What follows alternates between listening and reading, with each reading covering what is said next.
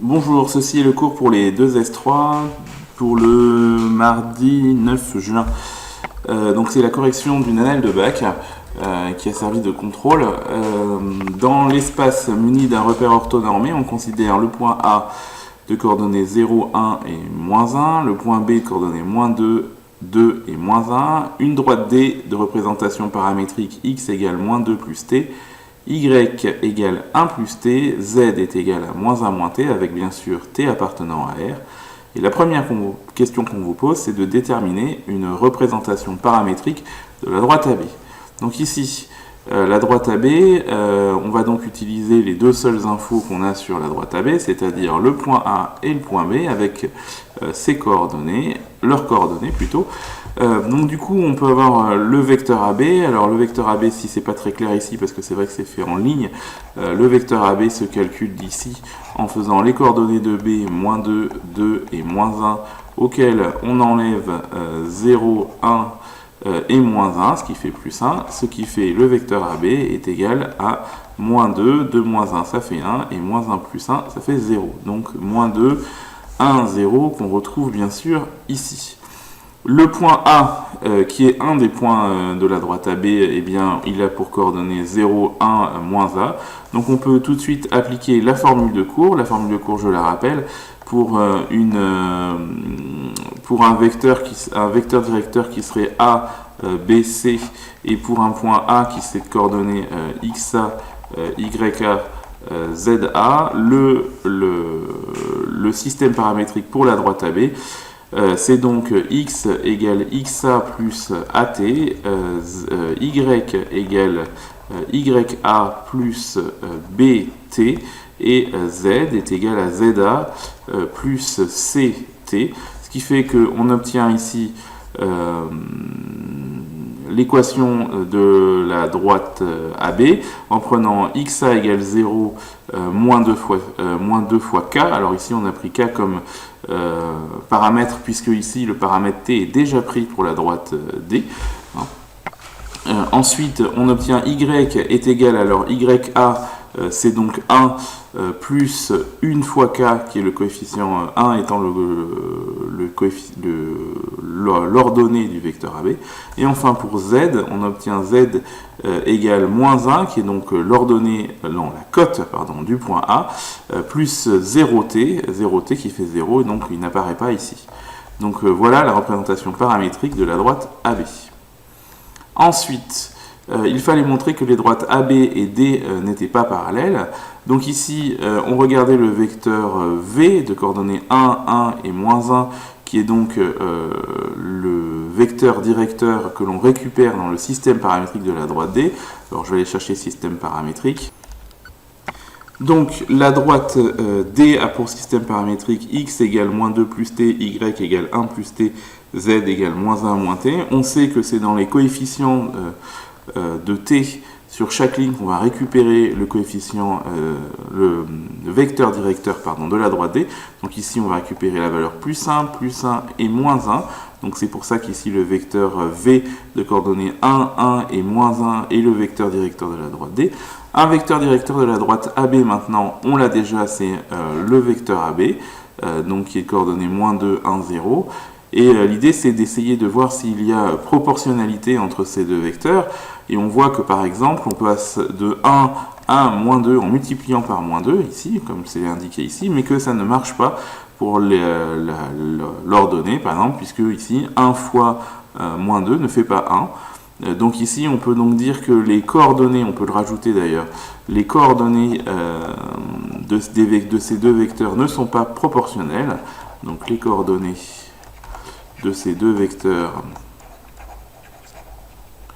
ne sont pas proportionnelles, au sens il n'est pas possible de passer d'un vecteur à l'autre en multipliant par le même nombre. Proportionnel.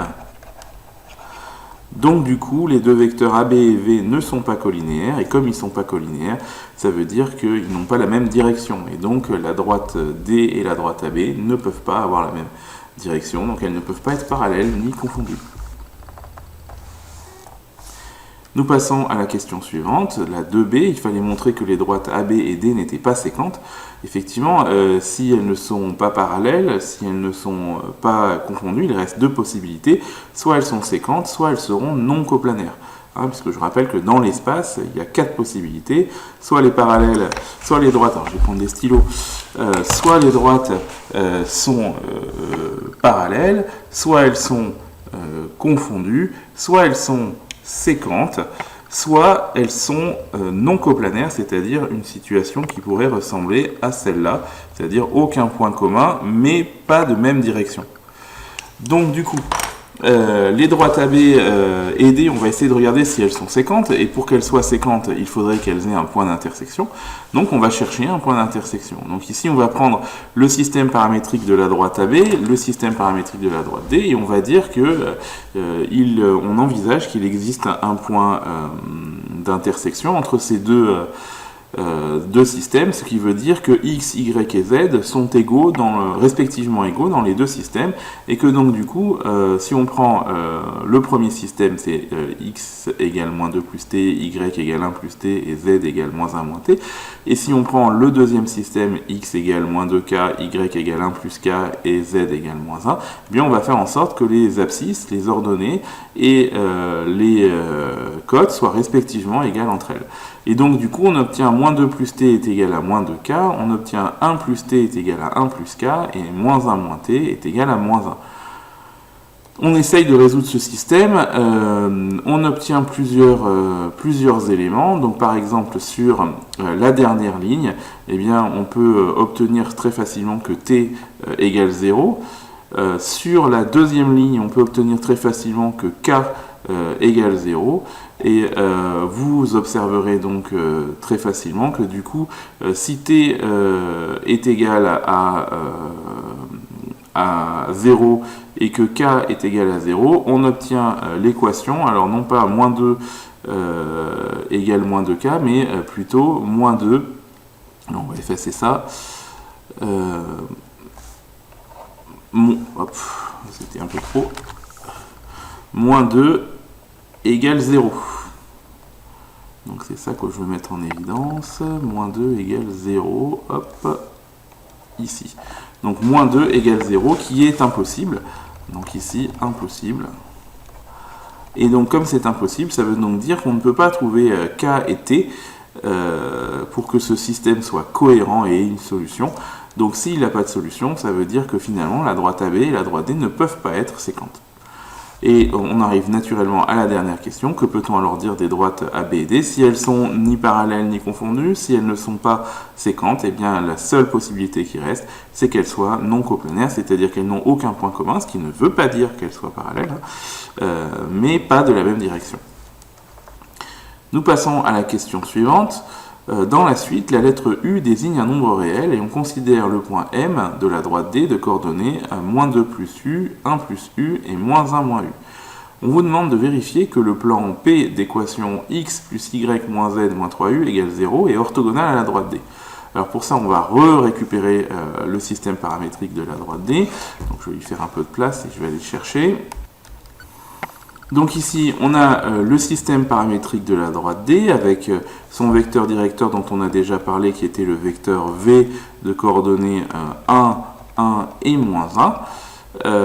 On prend maintenant le plan P.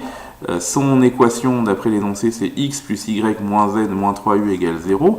On peut identifier dans cette équation le vecteur normal, enfin un vecteur normal à ce plan P, et donc ce vecteur, on va le lire ici dans les coefficients de chacune des inconnues. Et donc du coup, on va pouvoir dire que le plan P a pour vecteur normal le vecteur de coordonnées 1, 1, moins 1, qui s'avère en fait être aussi le vecteur V. Si vous regardez bien, ils ont bien les mêmes coordonnées. Donc du coup, on peut dire que ce vecteur, c'est un vecteur directeur de la droite, et donc on se retrouve dans la situation suivante, c'est-à-dire qu'on a un plan, le plan P, avec un vecteur normal, ici le vecteur n, qui s'avère être aussi un vecteur directeur de la droite D, c'est-à-dire que la droite D, eh bien ici, elle va la même direction que le vecteur normal, ici n. Donc du coup, on peut donc conclure que le plan P est donc forcément orthogonal à la droite D, puisqu'on sait que le vecteur n étant un vecteur normal, il est orthogonal au plan P, et donc ça veut dire que la droite D, ayant la même direction que le vecteur n, eh bien, elle a forcément la même direction que n, donc forcément, elle se retrouve perpendiculaire à P, enfin orthogonale à P. Voilà pour la question numéro 3. On passe maintenant à la quatrième question. Il faut vérifier que le plan d'équation x plus y moins z moins 3u égale 0 passe bien par le point M. Donc je rappelle les coordonnées de M. Donc M est de coordonnées moins 2 plus U, 1 plus U, moins 1 moins U. Eh bien, si si le plan P passe par le point M, ça veut dire que les coordonnées de M, moins 2 plus U, 1 plus U et moins 1 moins U, vont vérifier l'équation, c'est-à-dire qu'ici on va remplacer, si on remplace x par moins 2 plus U, si on remplace 1 plus U, enfin y par 1 plus U, et si enfin on remplace z par moins 1 moins U, l'objectif c'est qu'on trouve la valeur 0 ici. Donc ici on va vérifier ça, donc on calcule donc x indice m plus y indice m moins zm moins 3u, c'est-à-dire les coordonnées de m dans l'équation de P. On trouve donc moins 2 plus u plus 1 plus u, moins entre parenthèses, attention à ces parenthèses qu'il ne faut surtout pas oublier, c'est-à-dire moins entre parenthèses moins 1 moins u, moins 3u. On ne dit pas que ça fait égal 0, surtout pas tout de suite, on va vraiment calculer pour voir si ça fait 0.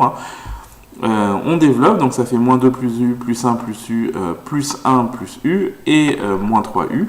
Et on regarde combien ça fait, donc moins 2 plus 1, ça fait 0. U plus u, moins 3u, ça fait 0u. Donc au final, on a bien trouvé 0. Donc ça veut dire que ici, on pourrait rajouter au niveau de la rédaction, si vraiment vous voulez être parfait, on pourrait rajouter les coordonnées. Oula, il y a une lettre. Les coordonnées de M vérifie l'équation de P, donc M appartient à P. Voilà ce qu'on peut faire pour cette quatrième question. Cinquième question, maintenant il faut montrer que le plan P et la droite AB sont séquents à un point N de coordonnées, moins 4 plus 6U, 3 moins 3U et moins 1. Pour déterminer si un plan et une droite AB sont séquents, eh bien, il faut résoudre un système où on va donc mélanger le système paramétrique de la droite AB et l'équation cartésienne du plan P. Donc c'est ce qui a été fait ici. Vous reconnaîtrez en première partie ici tout ce qui concerne la droite AB et vous reconnaîtrez ici ce qui concerne l'équation cartésienne de P. Et bien sûr, l'idée c'est que le x, y et z qui sont ici, au moment où le plan P et la droite AB sont séquents, eh bien, valent exactement la même chose que ceux qui sont là.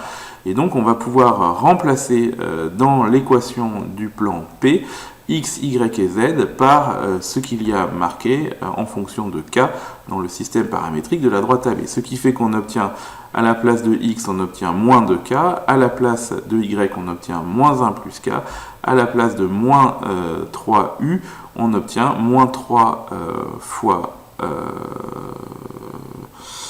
moins 3 fois moins... je sais où est-ce qu'il est. Il y a pas de, ah oui, non, on obtient moins 1 que je... Oui, moins 1 qui est ici. Pardon, j'ai eu un petit moment de doute là. Ici, donc ça c'est moins z qui fait en fait moins 1. Et puis le moins 3u. Du coup, on obtient ici une équation dont l'inconnu est k. Et l'objectif, c'est de trouver, bien sûr, ce nombre k, puisque on cherche le moment où, pour la droite AB, le point n, on cherche le point n de la droite AB qui appartient au plan P. Donc ici, on va chercher k. Donc pour isoler k, on va additionner ça et ça, on va obtenir moins k, et on va le faire passer de l'autre côté, ce qui fait qu'on va obtenir k ici, et on va additionner 1 plus 1 qui fait 2, et moins 3u qui va rester tranquille, puisque c'est un paramètre. Donc ici, on va obtenir k égale 2 moins 3u. Et bien sûr, ce k égale 2 moins 3u, on va le remplacer ici et là, ce qui fait qu'on obtient x est égal à moins 2 facteur de 2 moins 3u, y est égal à 1 plus 2 moins 3u à la place du k qui est ici, et z égale moins 1 qui lui ne dépend pas de toute façon de k. Donc du coup, on obtient x égale moins 4 plus 6u, y égale 3 moins 3u, z égale moins 1. Et donc là, on a les coordonnées du point d'intersection entre le plan P et la droite AB en fonction de la valeur de u. Et donc on a bien répondu à la question. Le plan P et la droite AB sont donc bien séquents au point N de coordonnées moins 4 plus 6u pour l'abscisse, 3 moins 3u pour l'ordonnée et moins 1 pour la cote. On passe à la question suivante. 6a, il faut maintenant montrer que la droite MN est perpendiculaire à la droite D. Ce que l'on sait, c'est qu'on a déjà démontré que la droite D, elle est orthogonale au plan P en M. Ce qui nous donne le dessin suivant, donc le plan P, la droite D, orthogonale au plan P, et le point M, qui est donc l'intersection entre la droite D et le plan P. Ensuite, ce que l'on sait, c'est que cette droite D va être forcément perpendiculaire à toute droite du plan passant par M. Donc, en particulier, elle sera perpendiculaire à une droite MN qui sera contenue dans P. Alors, ici, il faudra peut-être tracer ça. Je rappelle que la droite AB, elle est séquente avec le plan P. Donc, par exemple, ici, on va dessiner cette droite AB. Par exemple, là, elle passe par A et là, elle passe par B. Et on sait que forcément, le point d'intersection, on l'a calculé ici, c'est le point N. C'est le point d'intersection entre la droite AB et le plan P. Donc, forcément, ici, il faut se dire que la droite MN qui est ici, elle est forcément incluse dans le plan P, puisque M et N étant deux points d'intersection respectivement de D et A avec le plan P, donc M et N appartiennent à P, donc la droite MN, elle est entièrement contenue dans le plan P. Donc, du coup, ici, la droite MN va donc forcément être perpendiculaire avec la droite D, puisque la droite D étant orthogonale au plan P, elle est orthogonale à n'importe quelle droite incluse dans le plan P, et donc en l'occurrence, la droite MN, qui est incluse dans le plan P, va être orthogonale à P, donc du coup, on pourrait rajouter dans le dessin la chose suivante, voilà, une espèce de truc sur le truc. Avant-dernière question, existe-t-il une valeur du nombre réel U pour lequel la droite MN est perpendiculaire à la droite AB? Eh bien, on va pouvoir pour cela calculer la droite... on va pouvoir... attendez, je vais refaire le dessin, parce que sinon ça va pas être clair. Donc reprenons, il existe-t-il une valeur du nombre réel U pour lequel la droite MN est perpendiculaire à la droite AB? Donc là le dessin est très imparfait puisque vous voyez bien que la droite MN n'a pas l'air perpendiculaire à la droite AB, mais il faut comprendre ici que quand vous faites changer la valeur de U, ça change automatiquement la position du point P, puisque, je ne sais pas si vous vous rappelez, mais dans l'énoncé, si on reprend l'énoncé depuis... la question numéro 3,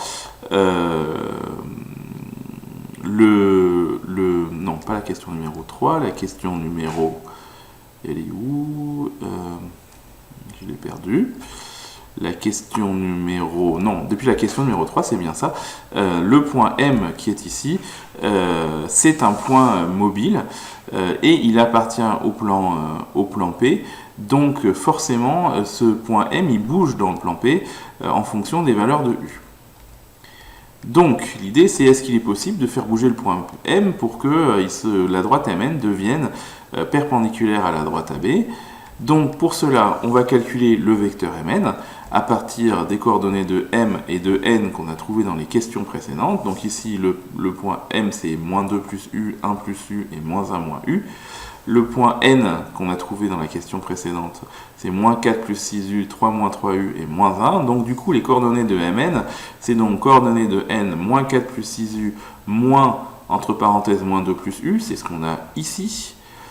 Ensuite, on fait pour l'ordonnée 3 moins 3U, moins, entre parenthèses, 1 plus U. C'est ce que donc on a ici. Et enfin, pour la cote, moins 1, moins, entre parenthèses, moins 1, moins u, c'est ce qu'on a ici. En développant, en simplifiant et en calculant sans faire de faute, on obtient ici moins 4 plus 6u plus 2 moins u, ce qui fait, quand on simplifie, moins 2 plus 5u. Pour l'ordonnée 3 moins 3u, moins 1 moins u, donc du coup on obtient 2 moins 4u.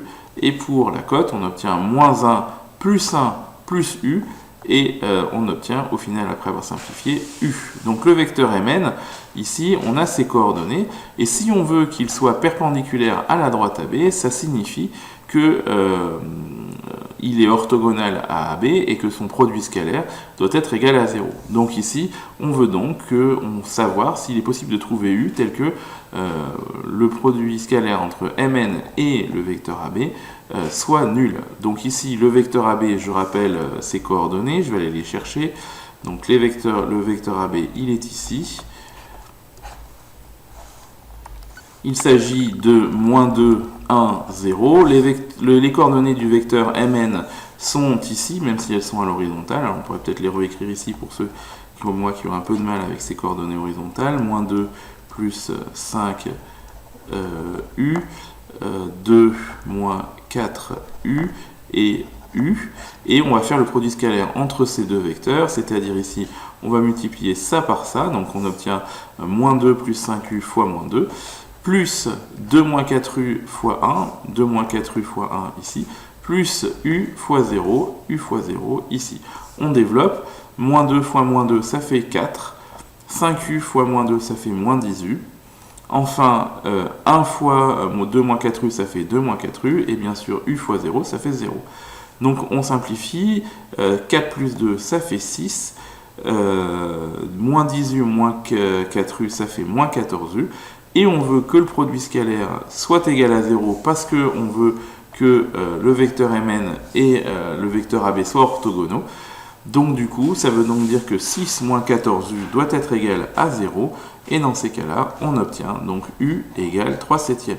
Donc ici, si u égale 3 septièmes, le dessin va changer, le point M notamment va changer de place, de façon, tout en restant dans le plan P, de façon à ce que la droite Mn devienne orthogonale avec la droite, le vecteur AB. Dernière question, il fallait exprimer Mn carré en fonction de u.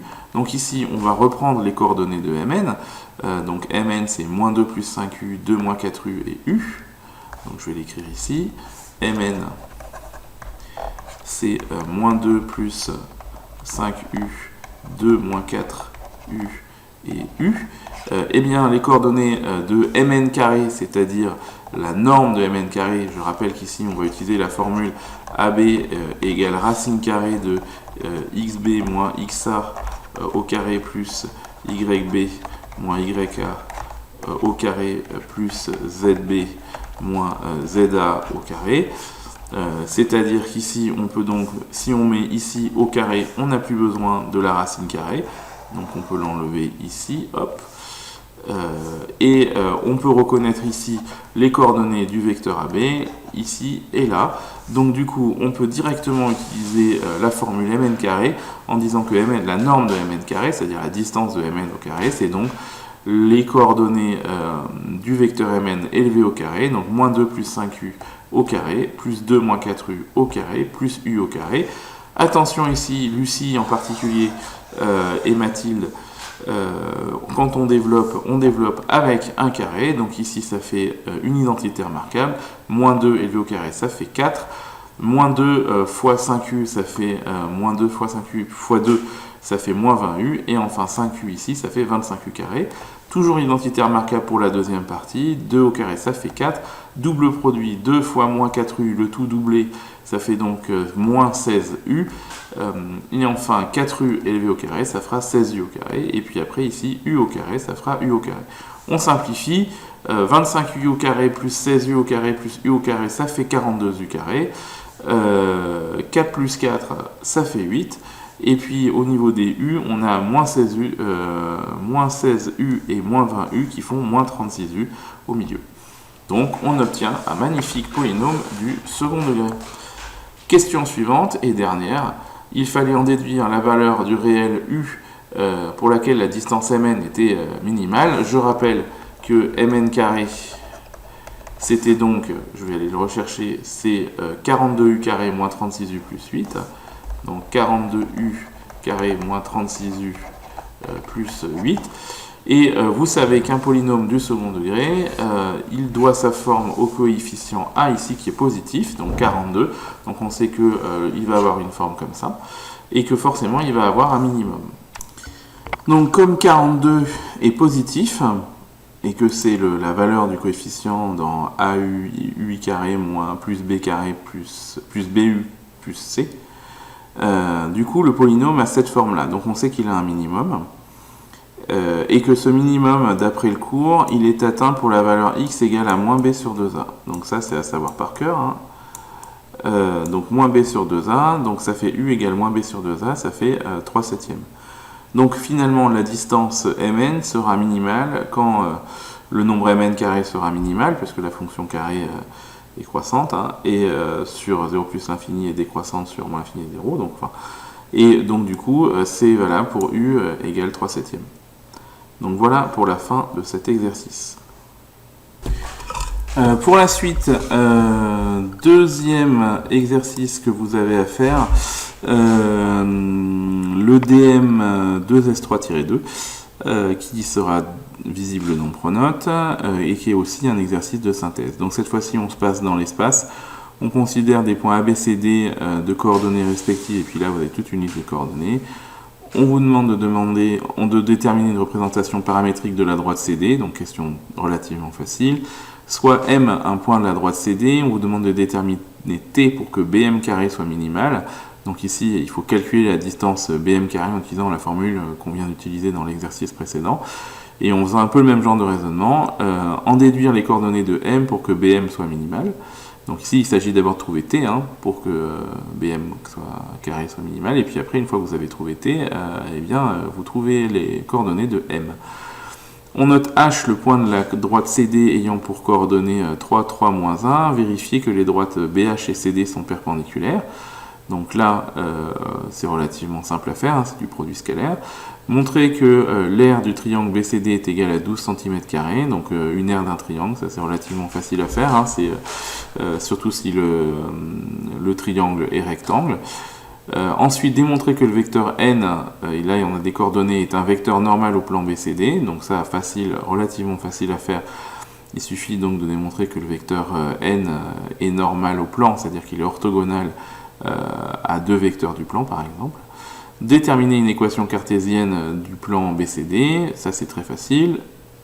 Ensuite, déterminer une représentation paramétrique de la droite delta passant par A et orthogonale au plan BCD. Là, je vous conseille vivement de faire un petit dessin, un petit schéma pour essayer de visualiser les choses.